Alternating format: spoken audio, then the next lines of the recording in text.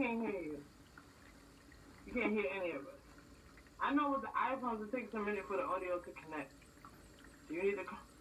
Yo, mic check.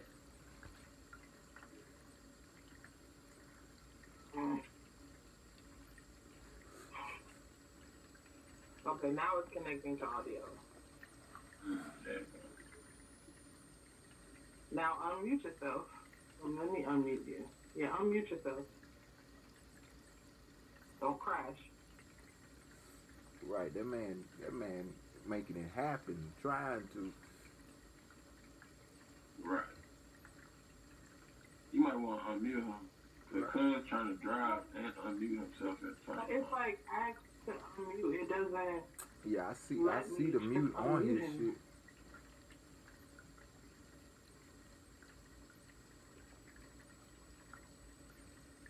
Do you hear us now? Okay. I hear you. I just unmuted me. I can hear you. I can hear y'all now. I couldn't hear y'all. I'm trying to read the lips. You know what I'm saying? Right. And dry. In the flood. I'm good. In the tornado warning. You agreed to 9 o'clock, sir. No, full well. Did you agree to 9 o'clock? Hey, look. I did agree 9 o'clock. But understand, I didn't know that I was going to be teaching all night tonight. I just finished swinging body. You know that's my shit. Don't worry about it. I'm good. I'm here. Now. Focus her. Let's go. Money. Running. You ready? No. So before I start recording, let me just do a quick introduction. Yo. Salmon, Mike. What's happening, fellas? What's happening? No. Yeah. Okay. And I haven't had a chance to talk to you all individually today, but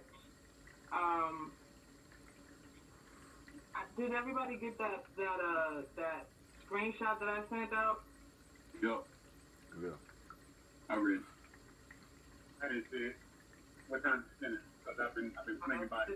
I sent it to you the other day when we talked about doing this. What's Mike is my regular co-host on my podcast. I've got to find this shit my damn self. We talk too much. What's the subject of the night? Like, what we doing with it? Where we going with it?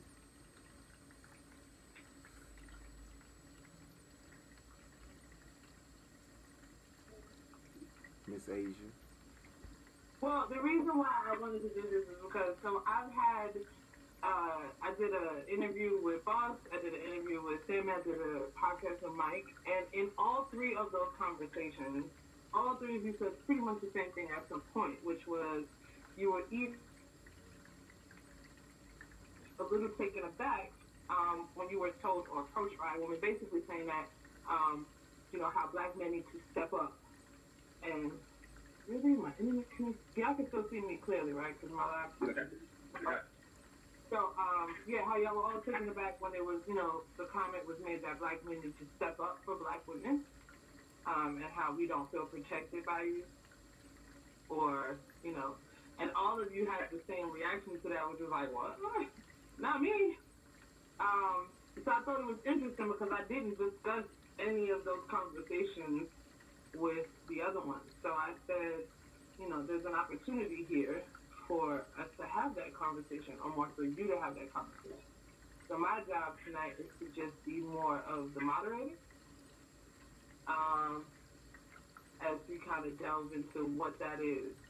And now we could go however you want to go with it. That's why I just wanted to have a brief check-in. We were supposed to do that for the first 5 minutes at 9, now 9:43. Ma'am. Just we were supposed to do that initially, because that's not what had happened. So I just kind of wanted to figure out from you guys how you want to approach that conversation, and then I can just introduce it, and then we can just kind of run it. I don't want to just throw something out there and then y'all just are like, what? You know what I mean? I like that. I think if we get our three perspectives on a few subjects or questions that or feelings that women have, and let's hear the real perspective from three different men. You want me to speak on the behalf of all women? Nah, No, you're just asking the questions. just asking a few questions that are, you know, things that you, when you're in a group of women or amongst ladies, you know, and y'all conversating, what are you saying about us?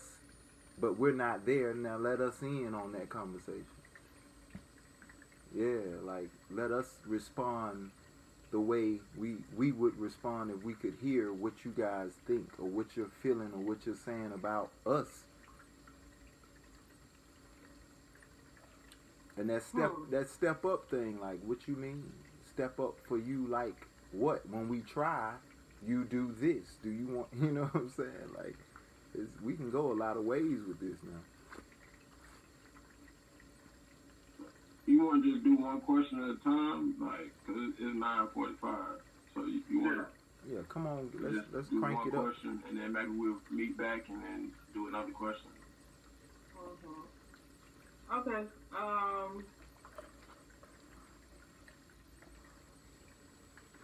Come on with it. I think I know how I want to approach it. I'm gonna read something, and then I want to hear your opinions on it as men. How about that?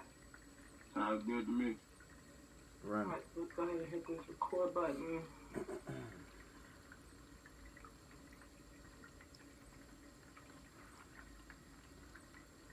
All right. We are recording, gentlemen. And I am the edit queen, so don't worry, I'll make sure you look good. Thank you. Let's do it. So, all right, thank you, ladies and gentlemen, and welcome back to another episode of Hershey Me Presents Real Talk podcast. My name is Asia, and today I have the honor and the privilege of having three gentlemen with me. I have Mike, my regular co-host. I'm here. Good night. You know what I'm saying? I also have Sam in here with us, How y'all doing?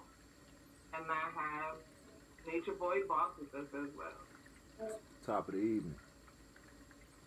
All right, gentlemen. Well, thank you for joining me. I do appreciate you guys all being willing to come and have this conversation. In the last couple of weeks, I've had individual conversations with all of you via my Conversations with the Grown Man series, and I just thought it would be interesting to bring you all on at the same time and discuss a couple of things. Okay? So I want to start off by reading this to you. Bear with me for a moment. I lost it again. All right, tighten up now. We talk entirely too much. Okay, there. All right.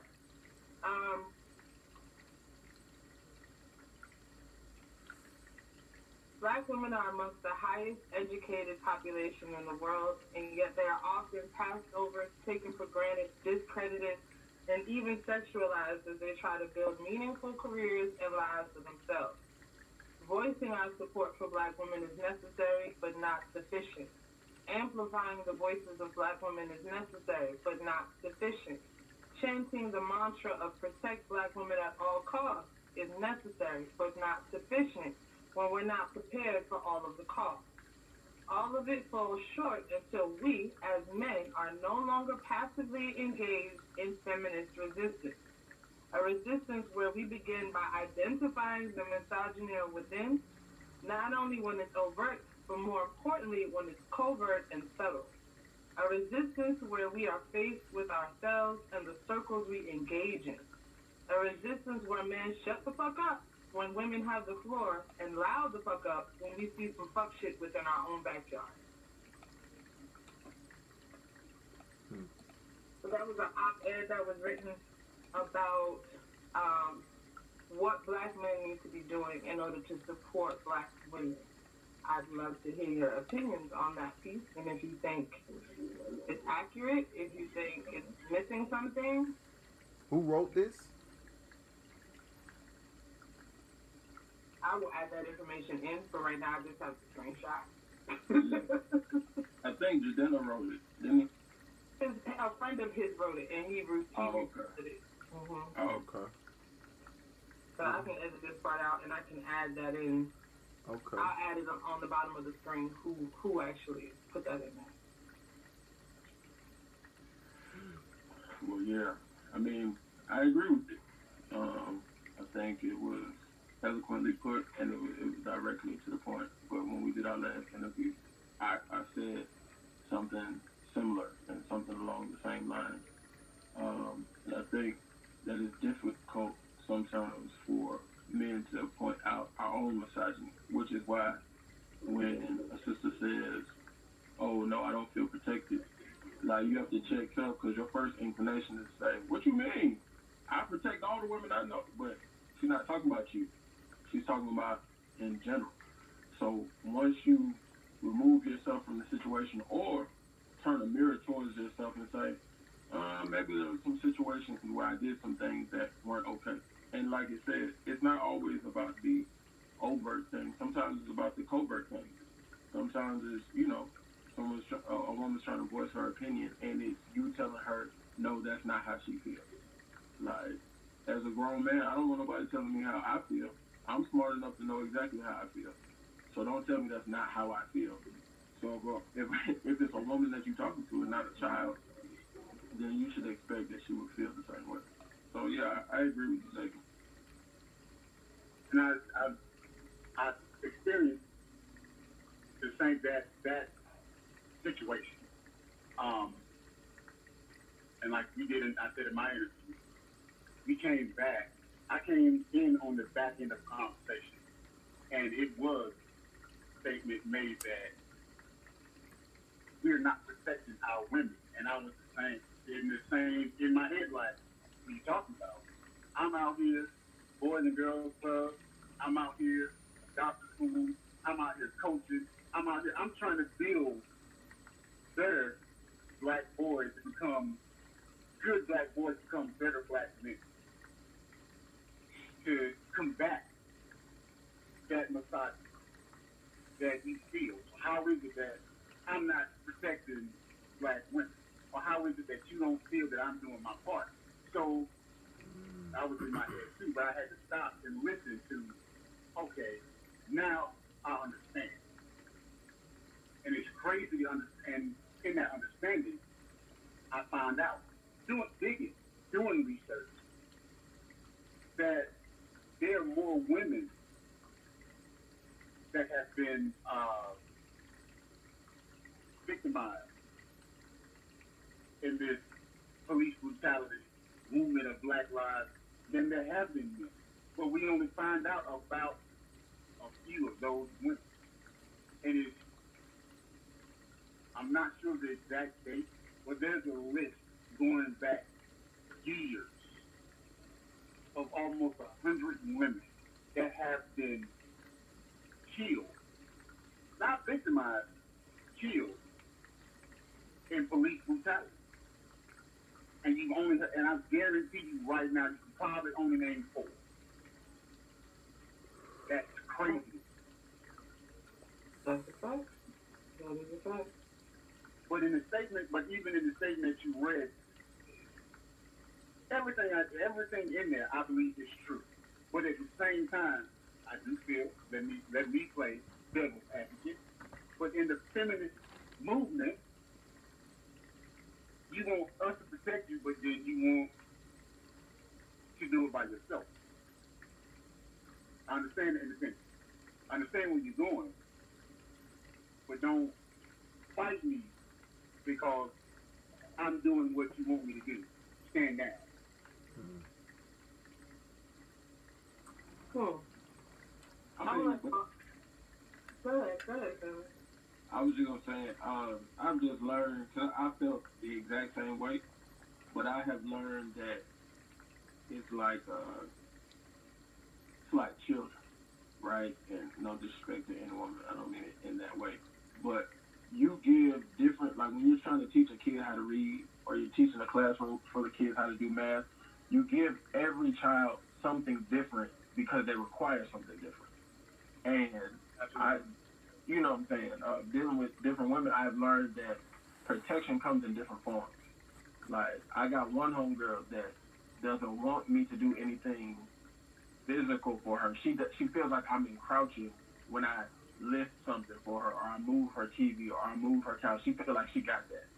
But she wants me to, I don't know, stand up for her opinion or back her up. That's how I protect her, by backing her up when she handles her business or she says whatever she got to say. Let her do her thing, and nobody in here better not say nothing about it. But I got another homegirl. She don't want to lift nothing. She don't want to, but that's cool. She wants me to play that role. So I think it's just about finding the particular person and giving them what they need. And that's something that it took me a long time to learn that. Because I was the same way as you. I was like, what are you talking about? Like, I'm trying to do and you won't let me do. But then I realized that's not what you want from me. And with that said, you go back to what the book the guy wrote, and all he did was just put a different cover on every book, just saying love language. Love language for men, love language for women. All he did was change the cover. Just it's the same book. I bought 3 of them. I got hit in the head. Pop. But people have, just like that, different love language. And it's a part of, and you're right. People want to feel protected in a different way. So it's about finding that niche with that one particular person. Absolutely. Boss, you want to give your opinion on that piece? Oh, On man, that snippet? I got layers, man. I'm gonna do this for y'all. I'm gonna take you back to the construct in which we live in, the Americas. It's been a lot of wars, and it's been an ongoing war between man and woman, period, all over the world. So, being raised by generations of women, I do have that personal sense of protecting and taking care of them. But I will admit, coming into a world where they allow for brothels to be a thing, that now my city is known for strip clubs more than anything else. And we gotta understand, I understood the piece, I get it. But women have a war they're waging with each other where they don't even get along. So to put pressures upon us as if we're not doing our part as a whole or individually, you have to look in within self. Like, why do a lot of you all bicker and hold on to things as to why y'all don't have each other's back? Because you wouldn't need our back so much if y'all were as tight as you were. Networking with one another and letting each other know, like, if you run into a dangerous one of us, why isn't it a hotline or a web page or an app at this point that Reggie will fuck your life up if you fuck with Reggie? There's no real communication. So like both of the men spoke on, trying to help a woman across the board doesn't exist, because all of you are damn near different. As much as you are the same, you're different. And because of your traumas and the things that you've gone through, you look at us a certain way where you don't want to give us that full, crown as being what we're supposed to be. Like, the natural order is off.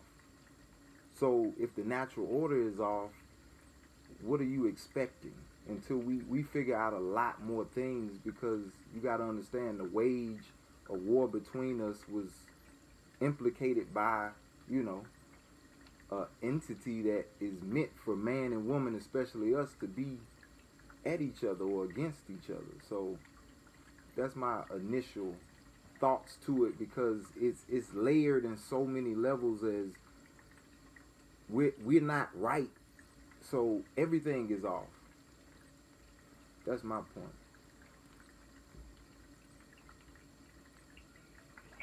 You guys want to respond to that, or you want me to respond to all of it?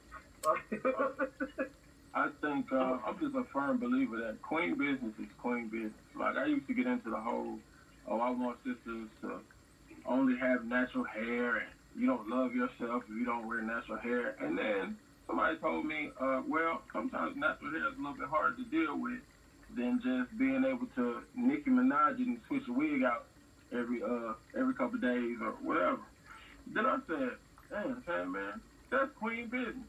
You don't wear no wig. You don't wear no weed. You don't really know anything about this. You're commenting what you think you know, but you don't really know because you don't wear wigs. And I was like, yeah, at that point I learned that ain't my business. So whatever internal strife the queens got going on, that's their business. You know what I'm saying? Queens raise queens, kings raise kings. Like, we're not coming in here trying to save women from women. We're trying to protect women from men. Because that's what it is. You know what I'm saying? Like, but you know, so the problem with that internal is, strife and all that other type of stuff, we can't hold people to an impossible standard. Like, all men don't get along. So that would be ridiculous to think that all women would get along. not to say they should. I'm speaking to an eternal situation when I say it's layered. Me and Asia spoke on something I didn't know. I'm very close connected to the women, so I do get why they wear the wigs or whatnot. But a lot of this comes from, a lot of real women will tell you, if they don't have that wig or that makeup or that whatever, they're a complete mess of themselves. They don't love themselves. They're not cute at all. And you can love her to death. You hear me? You could think she everything and some more things, but to her personally, she's depressed if she doesn't have a certain look, a certain way. And that's the only issue I have with knowing women personally, that they have hair. It's about effort sometimes. It's about how they're being raised. They got issues with their mother. We have issues with our fathers and our mothers and so on and so forth. That's why I'm saying, like, it's a lot of disconnect. So we got to do our whole part to protect them. We gotta help each other in a lot of more areas. Like, it's deeper than just protecting them. Like, we thrown off a little bit. That's all I'm trying to say. I don't hold them to the standard because I'm willing to go there with them, and I understand I gotta grow, I gotta learn. But it's family structure, how things are perceived, and the way we come up. We're not really talking to each other day to day because, like you said that's their business, but we don't know each other's business because we don't know what each other's going through. We only see what people allowing, but we don't see the hurt and the issues as to why they live the way they live. So we're not really doing anything about it. We're just like, alright, a lot of dudes get with women and they like, oh, that's just Tanya. That's just her. And you like, between me and you, she could kind of work on that, but because you getting what you get out of it and then it ain't your business, you just let Tanya be that way. But she rude. She not courteous. She talk about people. She do little certain shit that she wouldn't want nobody doing her like that. So we got to hold each other to a standard of accountability. That's all I was trying to say. I mean, I did, but we don't want to confuse, personality issues with men protecting women against misogyny. Because that's really all this conversation is about. Like, that's why I say I go layered. And all that stuff. It's very true. I'm not going to say it's how not do true, we but protect really, them? How do we protect our women? How do we protect our women from? I want to touch on something because I remember in our interview, Sam, you said how when the whole WAP thing came out, right? And how you had to kind of check your homeboys in the studio because they were all, coming at Cardi and Megan about the lyric and the content. And it was like, wait, we've been putting out this kind of music. What you talking about? And now, we're Cardi filing for divorce. There's a lot of focus online on, well, look, this is what she was representing, and now he's divorcing her. No focus really on the fact that, like, well, why is she divorcing him? He's not divorcing her. She's divorcing him, right? Like, it once again is turning into a situation where she took her power back and decided that relationship wasn't working, whether he was cheating or whatever. We don't know what was happening behind those closed doors, but we can take a guess based on what the public knows of history. So, but the world, as in social media, is attacking her. You get what I'm saying? Like, they're attacking her because of a song she put out. But there's not a conversation where people are men, other men, are checking him. You know what I mean? Like, why are you cheating? Why are you doing this? Why are you doing that? How,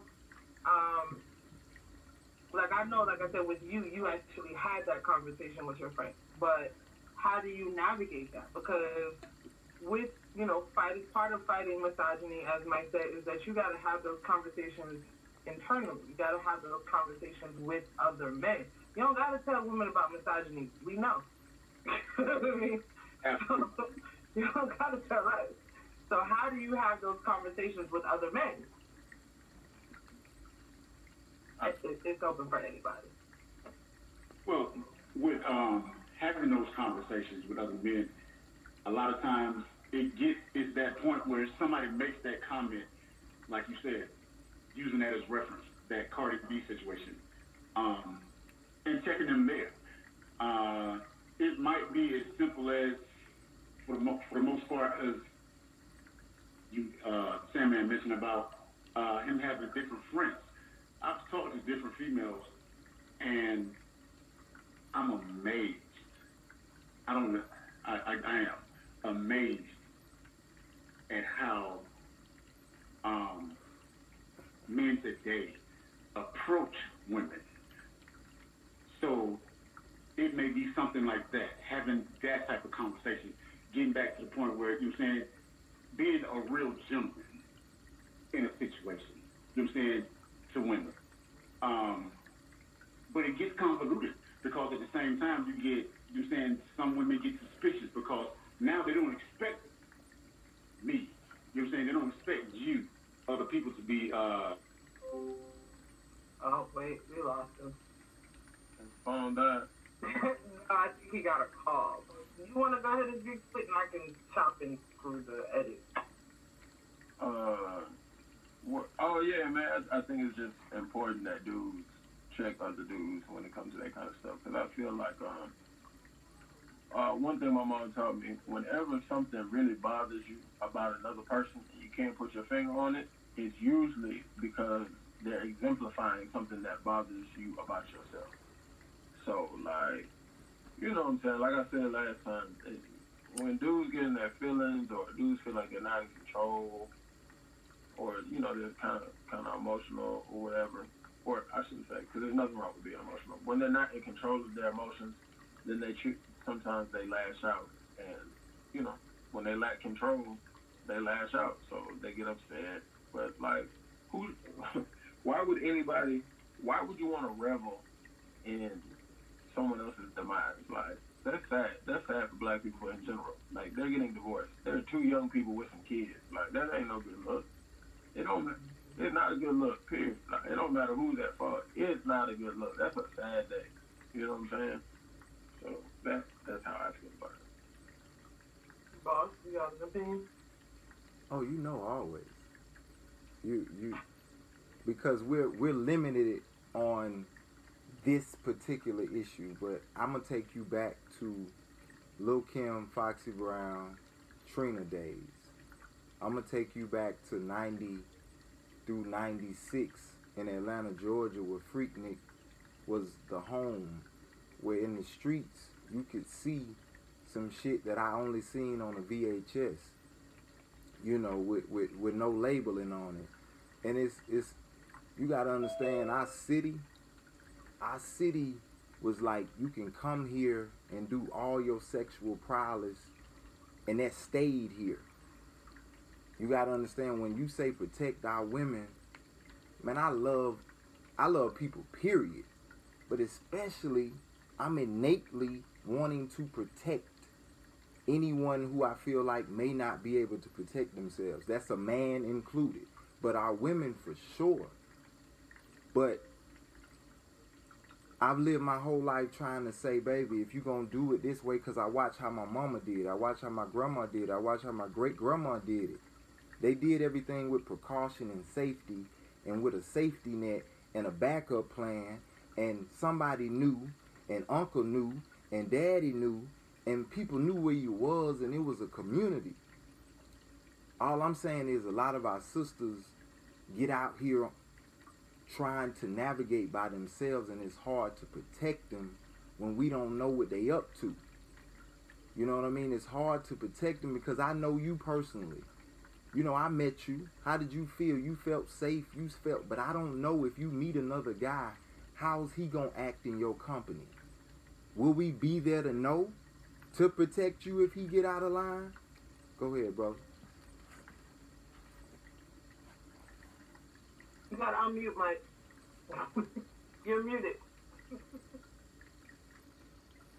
Okay, go ahead. Across the board, where women across the board, that doesn't matter. There's the community of women as far as that protection, that entity of protection goes. It's not just one particular person. We're trying to build, just like with the Black Lives Matter issue. You hear all lives matter. Okay, and they do. That is a true statement. But until people recognize that in the eyes of what is America now, that we matter less than other lives, that all lives matter shit go out the window. So it doesn't matter about where one particular person or one particular female, as far as her protection. We're talking about the community of females. Well, can I say this, though? As a woman, I can interject. This is what I'll say. Typically, and maybe this is one of those things where men don't get that, but it's like, if I'm going out on a date, I'm not calling any men in my circle to tell them where I am, usually. Because that's not really a thing. That doesn't really exist. So women do lean into each other. If I go on a date, best believe I walk behind your car, take a picture of your license plate, I send it to my girlfriend. I'm dropping my pin, I'm dropping my location. We set up systems amongst ourselves, essentially. You know what I mean? Because you don't feel that big brother protection or that, you know what I mean? Or that, you know, like I said in our conversation, but it's like, if my tire explodes on the side of the road, like, who can I call? You know what I mean? It's that same level of, not camaraderie, but just that, like, protection that you used to feel. It doesn't exist in the same way anymore. And a lot of that, I feel like when women started saying that we wanted to be more independent, it did not mean that we cut you out of the picture. It just means we wanted to stand up on our own a little bit more, too. Because you got to understand, like, for just black people alone, we had to fight to get to a certain point. But as a woman, we had to fight. That road was longer for us. You know what I mean? Because black men got certain rights and privileges before we did. So for us, it's not about negating the role of the black man or the man or any of those things. It's like, I'm just trying to get to where you are. You know what I mean? And that's what I think a lot of that independence, that feminist is like, I want to be able to work just as hard as you and make the same amount of money. I want to be able to go out in the world and do the same things you can do and get the same results and not be looked at or expected to be less because I happen to be born with a uterus and you didn't. You know what I mean? So that has been an ongoing conversation between me and my girlfriend, which is we often have to, as women, tread the line of, I want to be strong and I want to be independent and I want to get for myself and I want to do for myself, but I have to always be careful to not emasculate the man that I'm with. I have to always be careful to never make him feel like I'm stepping on his neck or stepping on his toes or that I'm stepping into his role or his position. And there are men who are... Yeah, that's definitely a thing. There are some men that feel that way. That is, you know what I'm saying? Because if you take on that role, because they'll get mad because, hey, you didn't call me to change your tire. Yeah, or like we would joke amongst ourselves that like when you get a good job, you never tell the man you with how much money you make, especially if you know you make more money than him. So if you know that you make more money, and that's not for every man. I'm not speaking to every man. I'm just saying in general, because I saw all your faces. I'm like, if you make more money than him, you don't tell him that you make more money than him, because he gonna feel away. He's gonna feel away. He's gonna feel like you're trying to be a man. You hear men say a lot all the time, like, "Oh, she want to be me, that she can do it on her own. She don't need me. What she need me for?" Man. Yeah, and what they sound like when they say that, children. That's what children say. Let me take my ball and go home. Oh, I didn't get picked to play. Let me take my ball and go home. Man, that's less than G individuals. Like, that's why I be talking about this. Man, some of these dudes, man, I don't understand, because I have always been a G individual. I've always, if I am, let's say I'm not married, but if I do get married and my wife makes substantially more than me, yeah, I'm gonna feel some kind of way, but I'm gonna open my mouth and I'm gonna say, God damn, I ain't gonna lie to you, man, this shit is killing me. Woo, Lord, I saw your paycheck the other day. But I'm man enough to open my mouth and say that. That don't make her manly. That don't make me feminine. That don't make anything.